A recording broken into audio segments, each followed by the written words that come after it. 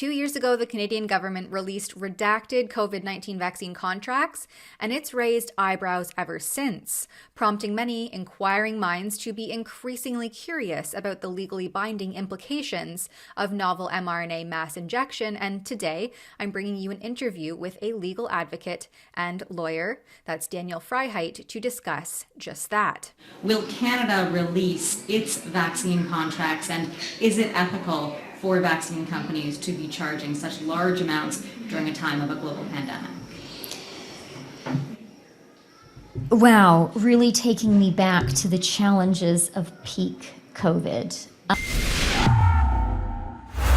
See, the one secret vaccine contract between COVID-19 novel mRNA manufacturer Pfizer and South Africa have been made public, and Freiheit took to X, that's formerly known as Twitter, to state that Health Canada is in big trouble. He says this contract is the same as the one in Slovenia and likely the same as Canada's, while highlighting that long-term effects and efficacy were not currently known and adverse events are also not currently known.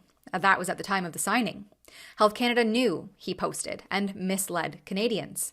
Our government understood that we needed to do everything we could to get vaccines here for Canadians, because we understood that by getting vaccinated, we would be able to get through this pandemic more quickly, do things like lifting the lockdowns, which were so challenging for the people working here and for the kids working here. Joining me to elaborate on this is Freiheit himself. Have a listen. In light of these unredacted COVID vaccine contracts, primarily from Pfizer and South Africa, the Canadian court systems have taken judicial notice, and that is that this safe and effective narrative, they've taken it at face value, assuming that as judicial fact, and basing legal decisions on that fact. How would rather these long-term consequences or unknown stipulations change the trajectory of the legal proceedings in light of this contract? I mean, this is a good question. So I think the whole topic of judicial notice, even among the judges, is a contentious topic, and you can see it in one of the cases where the judge actually goes through the vaccine mandates, the vaccine safety and efficacy, and goes through all the different cases in the past 2 or 3 years where different judges took judicial notice, and some did, some didn't. How that's going to change now, now that there is more information coming out, that maybe it isn't such an obvious fact that you just accept it from Health Canada without further questioning. There were quite a few of us, a few lawyers, who were just scratching their heads. This is a contentious topic. How do they just assume or accept safety and efficacy as fact when you can challenge all kinds of things with those claims?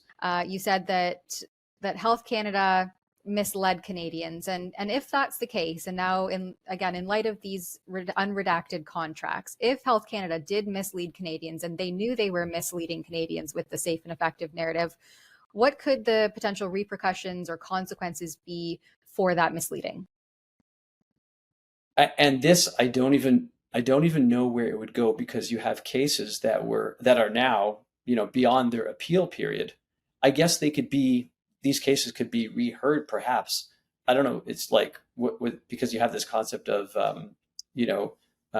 it's it's already, the case has already been decided, right?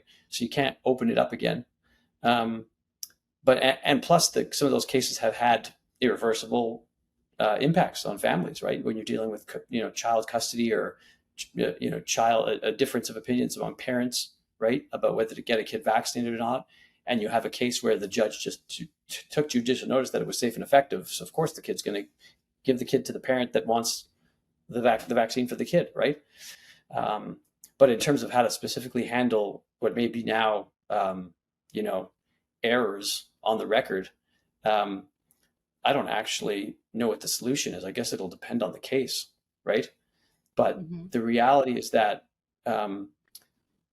the idea that that they're safe and effective without qualification, without qualifying what that means, now is really going to undermine, I think, a lot of the public's trust in not just Health Canada, but a lot of these decisions that relied squarely on Health Canada without doing any kind of fact investigation.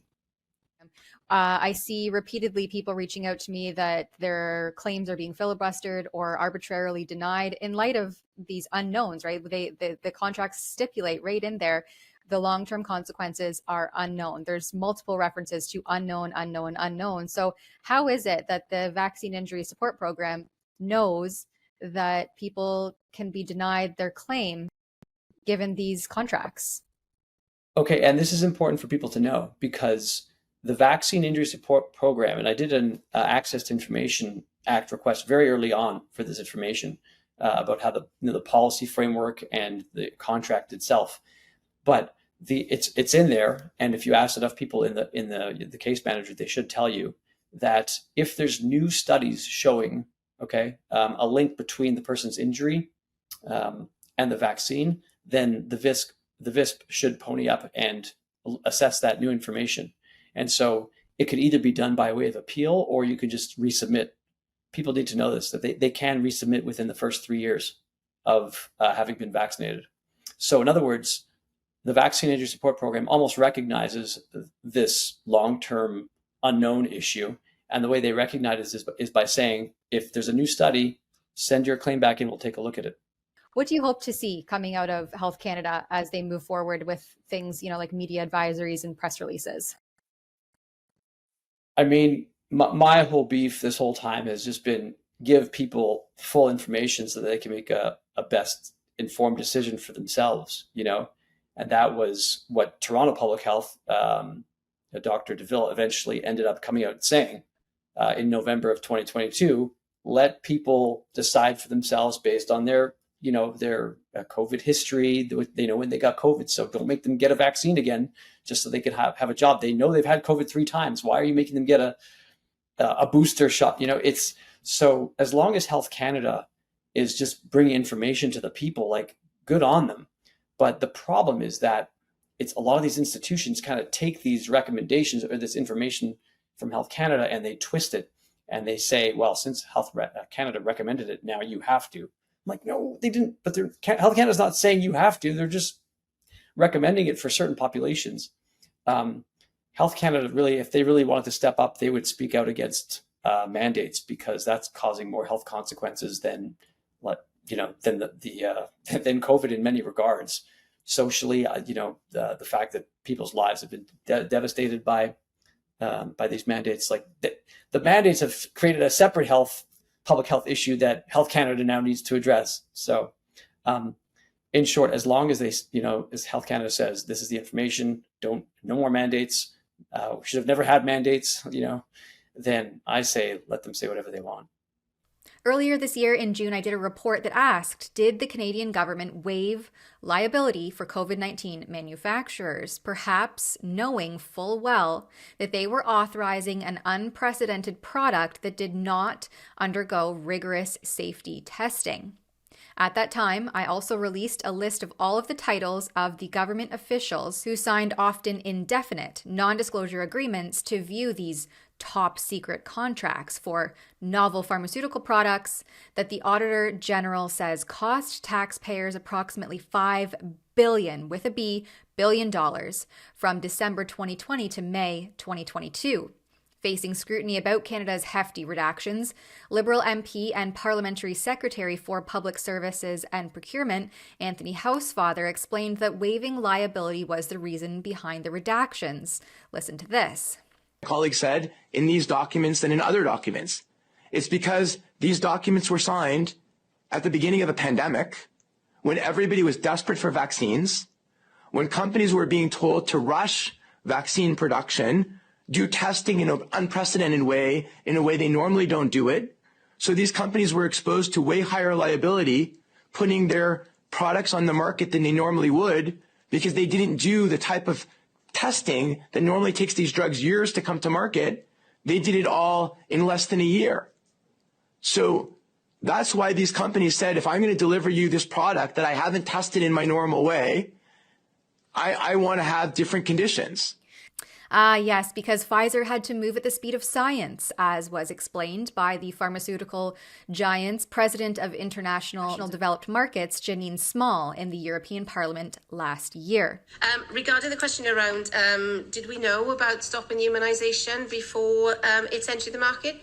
No. We had to really move at the speed of science to really understand what is taking place in the market. And if Health Canada knew, and they did in fact mislead Canadians, then the need for transparency and accountability remains crucial when addressing the complexities around liability. For Rebel News, I'm Tamara Ugolini. As Health Canada continues with authorization of novel COVID-19 boosters, we've revamped our petition and campaign at firetam.com. As Canada's Chief Public Health Officer, Theresa Tam should be following the science, but instead, she's dropping the ball on almost every policy and pandemic-related measure implementation since the onset of the pandemic.